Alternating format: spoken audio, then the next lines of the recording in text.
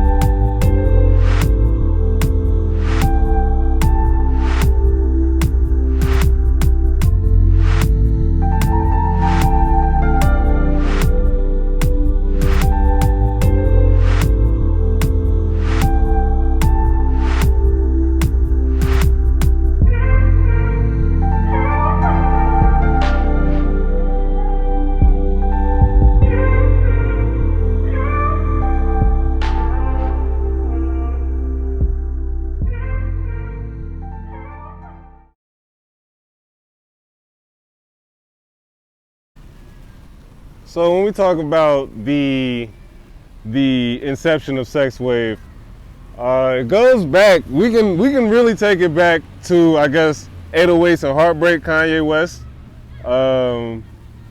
That's when it really felt accessible to use autotune, because Sexwave is nothing more than me using autotune, stretching out syllables and making it melodic as opposed to being lyrical. And it's just all about love and sex and intimacy.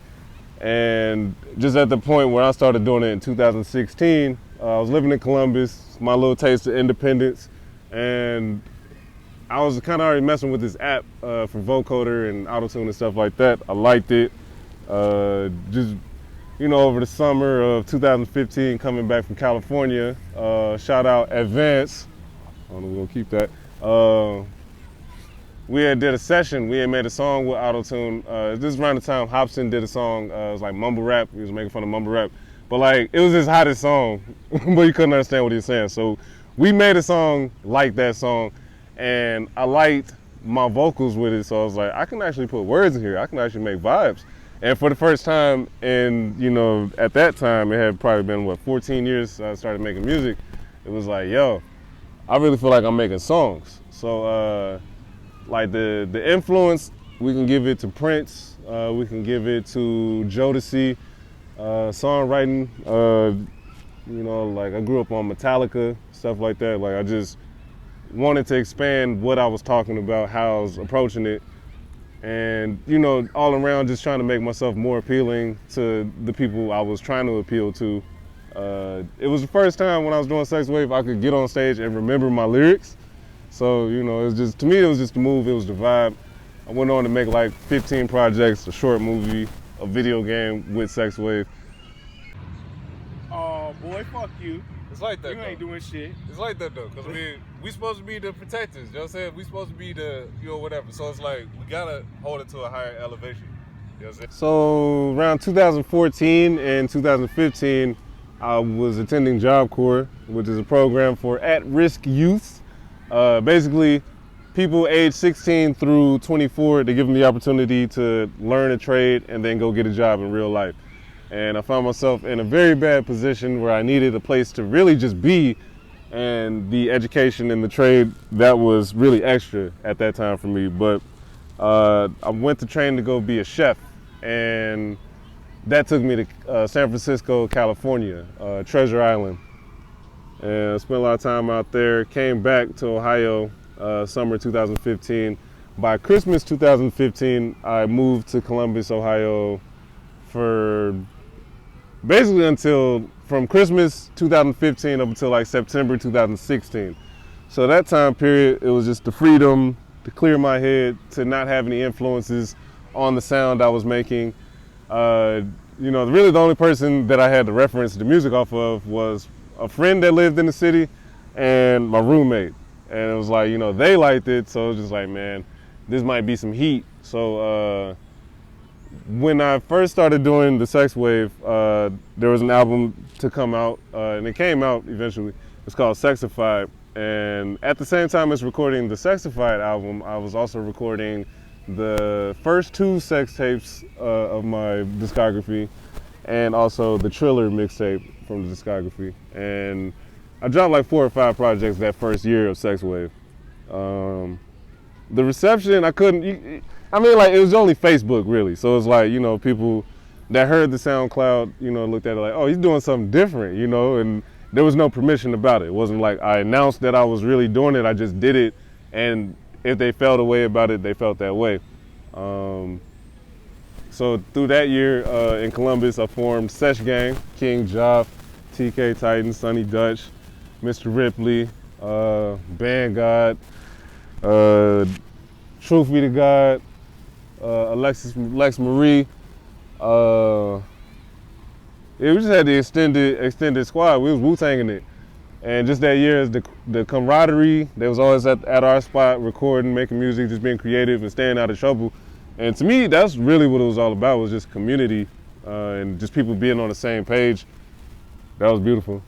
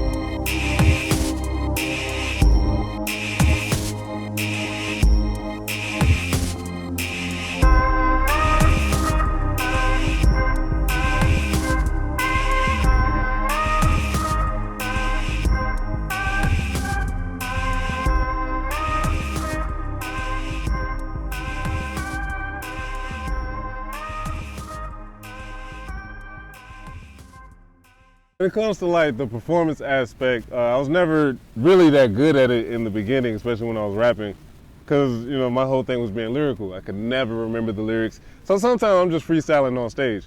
So when it comes to Sexwave, it just I would listen to these songs like a Jay-Z song. So I'm just running back. I love the music that I'm making. So when I brought it back to Cincinnati 2016, the end of it, I didn't perform the Sexwave.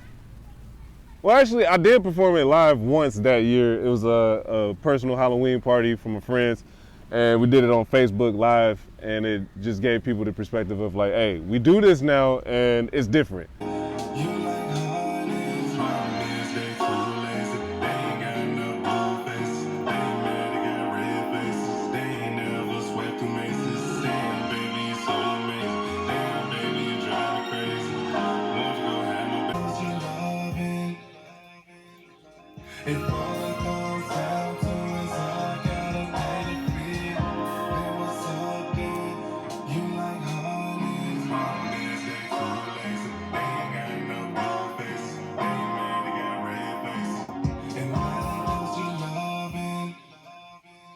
So I ended up doing a show, Mad Frog, working with Third World. Shouts out to Vince again. He put the show together. Turns out it was just me, him, and this band called like Maritime Law or something like that. And like it was like 6 people in the whole building. But just to get out there and try it. You know what I'm saying? It was kind of stiff. It was really trash. It had some work, but you know, it started something. So progressing through the scene of Cincinnati, it's very split up. You know, you got the hip hop side and you got everything else. And typically, people don't want the hip hop in the same building as everywhere else. So, you know, there was some rules we had to break, and I began to advertise myself as a pop star, not a rapper anymore. So when the pop action started happening, then that, in a sense, opened up gates that I couldn't access before identifying as a hip hopper, so to speak. And that's actually, I set the intention when I was creating the Sexwave, was like, you know, I don't want to be confined to the Mock B, the Mad Frog, you know, these same spots that you catch rappers at. I don't want to be that, you know. This is art. And even with my name, it was just Matt at the time. It wasn't Matt Sexwave. It was just Matt, M-A-T-T-E. My name is Matthew. You know, Matt being like a non-glossy paint finish. You know what I'm saying? It was like, I wanted people to just be like, oh, this is just regular. You know what I'm saying? It's nothing special. You know, to embrace it as like, you know, I don't want them to think I think I'm above them or whatever. So more show opportunities would come up. You know, just gaining more friends and networking and all that. And, you know, I was dealing with basically the same problems I was dealing with in the rap side. Because with rapping, I could put out a mixtape by the end of the week. I say Monday I want to do the mixtape, it's done Saturday, you know what I'm saying? And a lot of people couldn't do that, you know. Me, I was only able to do it because I didn't have a job, you know. I'm staying at mom's house all summer. That's all I could do. I felt like I had to do something. So, you know, even my own friends were kind of like, you know, envious or jealous, or I could, so to speak, just because it was like, oh, he the one that's cranking all the time. But it's like, y'all also got the resources, you know what I'm saying? And just in general, I made a lot of rap people upset just because of how much I was doing it. So it made them not want to listen to me at all.